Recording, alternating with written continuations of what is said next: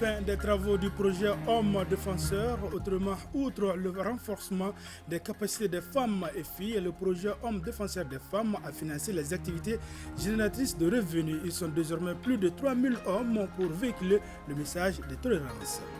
Sinankuya comme facteur de cohésion sociale, la commune de Kambila, dans le cercle de Kati, a abrité la 13e édition de la journée culturelle de l'association malienne pour la promotion du Sinankuya. Mesdames, Messieurs, bonjour et bienvenue aux informations. Le projet de soutien, d'accompagnement et de suivi professionnel des femmes déplacées internes et réfugiées de Bamako a pris fin. Il a formé les femmes en saponification, cela afin d'offrir une autonomisation financière à ces bonnes dames. Maïmouna Guindo. Selon une enquête menée par IFEMALI, environ 32% des 911 ménages recensés sur les sites de déplacés vivent de la mendicité et d'autres petits travaux dévalorisants dans les rues de Bamako. De ce fait, la promotion des droits fondamentaux des femmes et enfants des communautés vulnérables devient donc une de leurs priorités. D'où la mise en place de ce projet qui viendra en aide à ces femmes afin qu'elles puissent contribuer à la vie sociale et économique de leur communauté d'accueil. Le projet consiste à former et renforcer la capacité économique et financière de 20 femmes, dont 10 femmes déplacées internes qui ont quitté leur localité, leur village pour venir à Bamako à cause des conflits, et 10 femmes réfugiées qui vivent à Bamako actuellement. Donc le projet les a formées en saponification et après leur formation en saponification, nous les avons dotés de matériel, d'équipement et de matières premières et aussi les donner un fonds pour débuter leur activité génératrice de revenus. Ce projet de soutien, d'accompagnement et de suivi professionnel des femmes déplacées internes et réfugiées de Bamako en saponification est financé par la coopération allemande PABZ GIZ à 24 millions de francs CFA. L'atelier aujourd'hui, j'en suis sûre, est porté en fait sur les défis qui sont devant vous, donc qui vont continuer à vous impliquer dans la production de savon avec tous les défis. On n'avait pas de travail et on avait de la peine à prendre en charge les dépenses de nos enfants. Les initiateurs de ce projet sont venus en appui pour nous permettre de gérer des revenus. IFEMALI s'engage à accompagner ces femmes déplacées dans la commercialisation pour leur permettre d'écouler plus facilement leurs produits sur le marché local. Autre clôture de projet, celui de Women's Champions, autrement dit, hommes défenseurs des femmes, le renforcement des capacités des femmes et filles à travers des activités génératrices de revenus et la mise en place d'un comité composé de plus de 3000 hommes qui s'engagent désormais à véhiculer des messages de tolérance à l'endroit des femmes, ont été les credos du dit projet. Les détails avec Boubacar Kanouti. Le projet Men for Women Champions, porté par IFEMALI avec le financement de l'ambassade de la Grande-Bretagne, connaît son épilogue après 5 mois d'exécution. Il a permis de renforcer l'autonomisation économique de 60 femmes vulnérables. Le projet a notamment contribué à la promotion et au respect des droits sociaux des femmes et des filles avec la mise en place au sein de la communauté du réseau des hommes qui vont s'impliquer davantage pour lutter implacablement contre les violences faites aux femmes. Le projet avait pour but d'impliquer les hommes dans la promotion des droits fondamentaux des femmes. Et en même temps, le projet visait aussi à promouvoir l'autonomisation économique des femmes vulnérables, surtout celles victimes de violences domestiques. Les clubs là vont rester dans les communautés. Donc chaque fois qu'il y a un cas de violence, l'homme sera interpellé au niveau de la mairie ou bien devant la chefferie traditionnelle. Nous saluons les efforts de l'IFEMALI pour ce succès. Nous sommes restés à vos côtés pour s'assurer que nos objectifs et nos attentes en matière de prévention et de protection des femmes contre la violence basée sur le genre, l'amélioration de la compréhension des droits des femmes pour les hommes et la sensibilisation des hommes à l'importance de l'éducation des filles soient atteintes. Porteurs d'emploi, les bénéficiaires ont apprécié l'apport du projet et plaident pour sa reconduction. Ce projet a été très bénéfique pour nous les femmes de Kadiolo.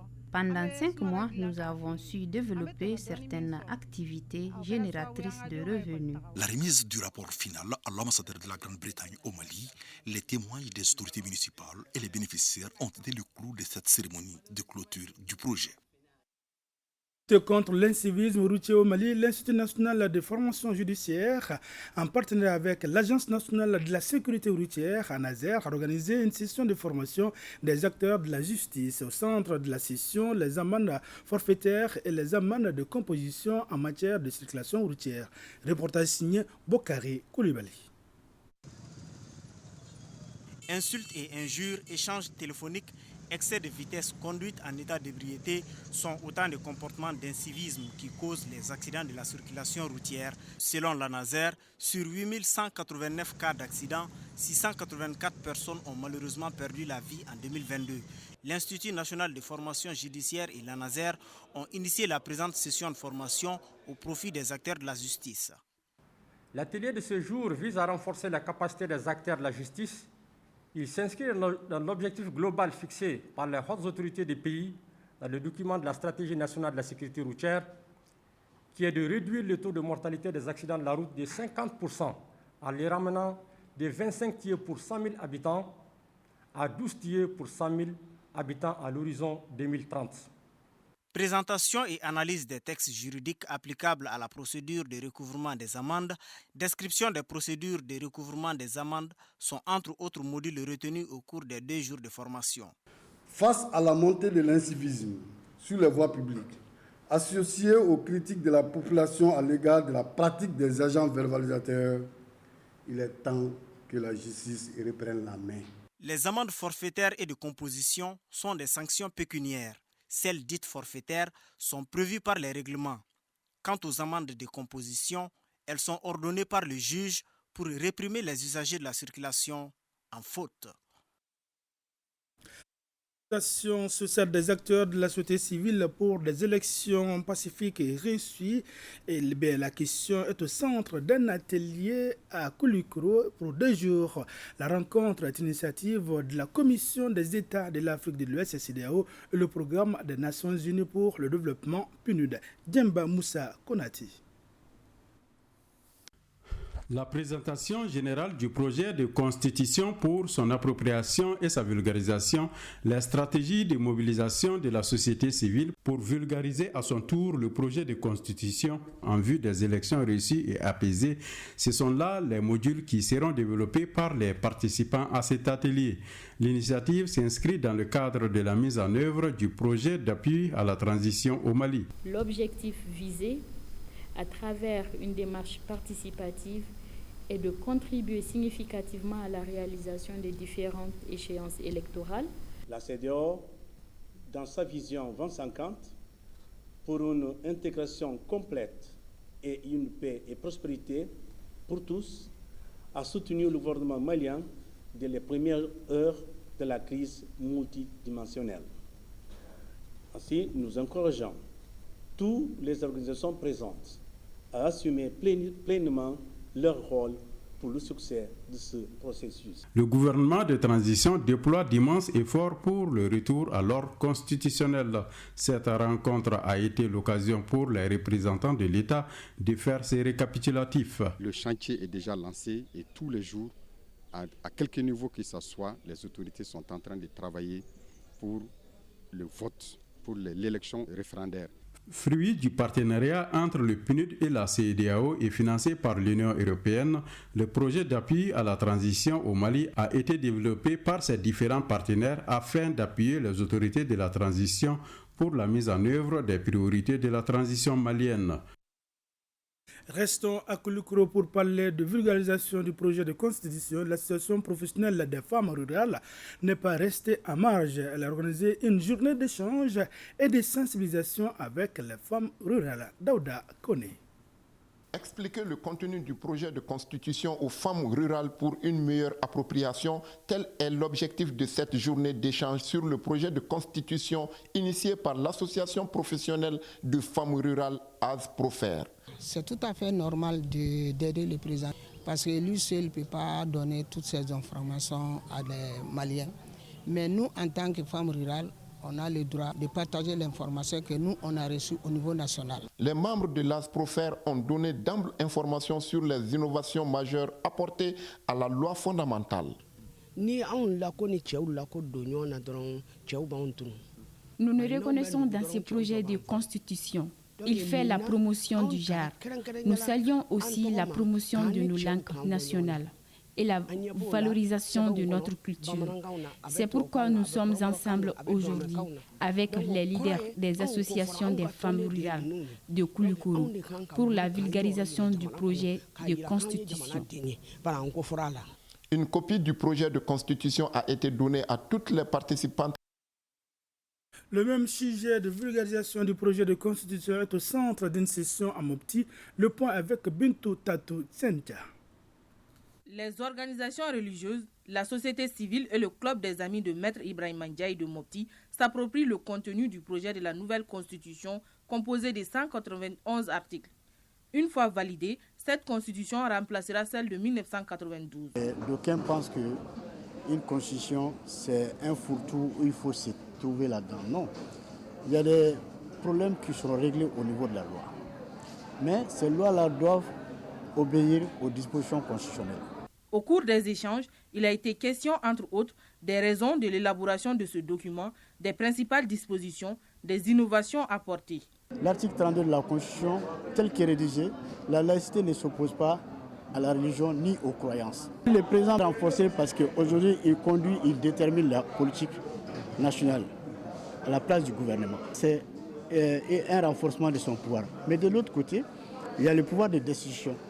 C'est vraiment important de donner une large information à la population pour qu'ils comprennent l'enjeu de la nouvelle constitution. Maître Ndiaye a en fait exhorté ces organisations à mettre à contribution les jeunes et les femmes pour une large diffusion du dit texte. Du projet de constitution toujours, l'association malienne des femmes des églises protestantes a initié une séance avec les femmes chrétiennes. Mariam Koulibaly. En initiant cette rencontre, l'association malienne des femmes des églises protestantes AMAFEP entend contribuer à la vulgarisation du projet de constitution. L'exercice consiste à bien imprégner ses adeptes sur le contenu du document afin qu'elles puissent à leur tour le relayer à d'autres niveaux. Cette rencontre est sur la vulgarisation du projet de la constitution et que je suis tellement contente de voir que beaucoup de femmes sont venues pour écouter. Au Mali, c'est la première fois qu'on vulgarise un projet de constitution. Et cette idée, elle est noble. En 12 points, les conférenciers du jour sont arrivés à étaler devant l'assistance le contenu du dit projet composé de 191 articles. Nous avons parlé des points dans la Constitution qui protègent la femme de façon générale, mais qui participent à l'équilibre des pouvoirs, notamment le pouvoir exécutif, le pouvoir législatif et le pouvoir judiciaire. Et cette constitution nous permet vraiment de repartir le pouvoir entre les citoyens et les gouvernants. Ici, c'est un satisfecit qui est enregistré du côté des participantes qui n'ont pas manqué de poser des questions d'éclaircissement. Celles qui sont venues étaient vraiment à la hauteur. Elles ont bien expliqué, les femmes ont bien compris. On a eu une certaine compréhension qu'on n'avait pas auparavant. Elles ont fait leur part. À notre tour de faire notre part et d'aller partager ça avec nos familles, nos amis. La rencontre qui se voulait participative a pris fin sur des notes de prière et des chansons religieuses. Avec Mariam Koulibaly toujours, cette fois-ci, elle nous parle de Diaspora Unie et Solidaire. C'est la toute nouvelle plateforme mise en place par la communauté togolaise vivant au Mali. La dite plateforme qui regroupe l'ensemble des associations et mouvements togolais au Mali a tenu ce dimanche son tout premier congrès statutaire. Unir et mettre ensemble les Togolais vivant au Mali, c'est tout l'objectif recherché par la nouvelle plateforme dénommée Diaspora Unie et Solidaire DUS. Le cadre regroupe l'ensemble des associations et mouvements des Togolais présents au Mali. Diaspora Unie et Solidaire, en abrégé DUS, est un mouvement de solidarité, de soutien et d'appui qui regroupe tous les Togolais, hommes et femmes, sans distinction et à but non lucratif. DUS a pour objectif de développer un réseau de connexion basé sur l'entraide à travers le Mali et le monde. Il se chargera également de mener des actions dans le domaine socio-culturel et sportif. Nos actions seront basées essentiellement sur le social et le vivre ensemble. L'initiative est fortement appréciée par la diaspora togolaise, estimée à environ 40 000 personnes au Mali. Toute initiative qui va dans le sens de l'amélioration des conditions de vie des Togolais sur le sol malien, c'est toujours louable. C'est une occasion qui nous permettra d'être ensemble. Le besoin est revenu et que tout le monde est d'accord, qu'on se retrouve ensemble et qu'on soit ensemble pour construire ensemble.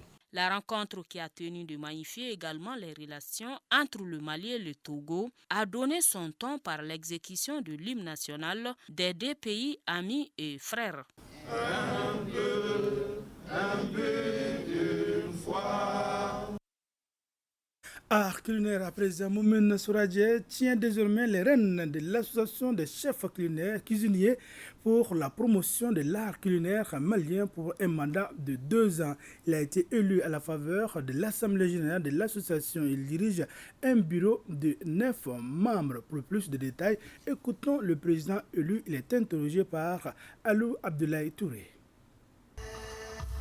Cette Assemblée générale s'est constituée d'une réunion pour le bureau exécutif où on a choisi le nouveau bureau, donc où j'ai été élu comme le président. L'association des chefs pour la promotion de l'art culinaire, c'est une association qui va valoriser les plats maliens et surtout travailler sur ces plats pour pouvoir leur permettre d'avoir un niveau, un standard un peu plus élevé sur le plan national et international. Il y a quelques plats maliens qui sont connus, mais il y a d'autres qui sont vraiment encore non connus par le grand public.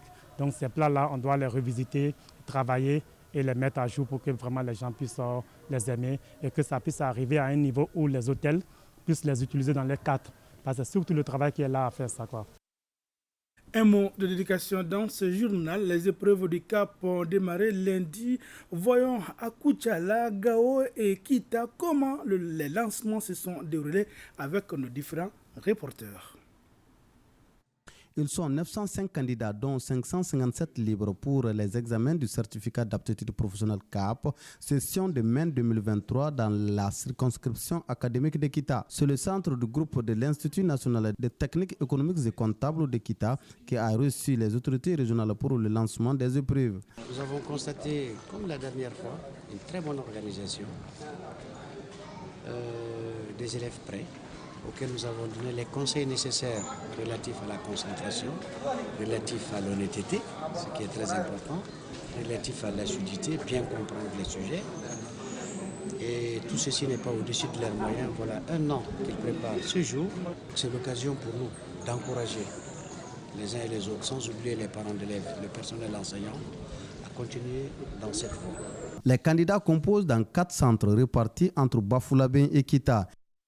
C'est ici au centre de formation professionnelle d'assistance à l'artisanat CFPAA de Gao que le chef de l'exécutif régional, le général de brigade Moussa Traoré, accompagné des responsables scolaires ainsi que de tous les acteurs de l'éducation, a procédé à l'ouverture de la première enveloppe contenant les épreuves de l'examen du certificat d'aptitude professionnelle CAP 2023. Nous sommes là pour souhaiter bonne chance à nos enfants, nous rendre compte concrètement de l'organisation matérielle, du respect des règles régies par le ministère de l'Éducation et de la sécurisation du centre. Souhaiter toujours que l'Académie de Gao ait beaucoup plus de réussite que les années précédentes. Selon le directeur de l'Académie d'enseignement de Gao, toutes les dispositions ont été prises pour que les épreuves se déroulent normalement, conformément aux textes en vigueur. La sécurité y est et tous les professeurs sont présents pour la surveillance. Il n'y a aucune anomalie pour le moment, tout se déroule bien. Notons que pour cette session 2023, la région de Gao compte 305 candidats, dont 91 filles réparties entre les centres du CFPAA de Gao et celui du lycée Mamadou Issa Maïga dans Songo. Nous sommes venus au nom des plus hautes autorités et souhaiter une bonne chance à tous les candidats et en même temps remercier les enseignants qui n'ont ménagé aucun effort pour que l'année académique soit quand même à terme. Alors, aux candidats, encore une fois de plus, nous sommes venus leur dire bonne chance, leur souhaiter bonne chance et en même temps d'être assidu au travail, d'éviter la fraude comme l'ont toujours souhaité les plus hautes autorités. Il faudra qu'on puisse avoir un autre Malien, un Malien d'un autre type. Un Malien qui n'accepte pas la fraude, un Malien qui n'accepte pas la triche et un Malien qui s'assume, qu'on soutienne, ce sont nos enfants, qu'on ne leur fasse pas peur. Parce que avec l'accompagnement de la famille, avec l'accompagnement de l'encadrement, avec l'accompagnement de tout un peuple, moi je pense qu'on peut tous surmonter. Donc on les encourage à travailler dans la sérénité, à travailler aussi dans la quiétude. L'association malienne pour la promotion du Sinankuya a organisé samedi dernier la 13e édition de sa journée culturelle. L'objectif est de rassembler le peuple malien à travers les Sinankuya. Reportage signé Dossé Baba Diara. Rassembler les peuples maliens, surtout en cette période de crise, c'est dans cette logique que s'inscrit l'association malienne pour la promotion du Sinankuya. Le Sinankuya ou cousinage à plaisanterie est perçu par cette association comme un remède à plusieurs problèmes dans notre société. Il est très normal d'organiser les journées culturelles du Sinankuya partout au Mali pour que la jeunesse puisse savoir que Sinankuya, ce n'est pas seulement se jeter des mots d'amusement ou se jeter des injures, mais Sinankuya, c'est aussi le côté sacré. Et ce côté sacré s'appelle le Sinankuya Dio. Pour une large vulgarisation des valeurs culturelles du Sinankuya, chaque année, une localité est choisie pour commémorer les festivités. Et la commune de Kambila est l'hôte de cette 13e édition. Un sentiment de joie, de satisfaction par rapport à l'organisation de cette journée culturelle dédiée au Sinankuyaton. Le Sinankuya, c'est quelque chose dans notre société qui nous permet de résoudre beaucoup de problèmes. Comme c'est dans le cadre de la réunification du peuple malien, le Sinankuya fait partie de notre culture et tradition. S'il y a des personnes qui veulent les revaloriser, c'est une bonne chose. Des sketchs, des manifestations folkloriques, un match de football entre Kane et Koulibaly et des prestations d'artistes ont agrémenté cette journée culturelle du Sinankuya. Sûrement une victoire de Koulibaly. C'est donc tout pour ce journal. Merci d'avoir été de nôtres. À demain, Inch'Allah, pour d'autres informations.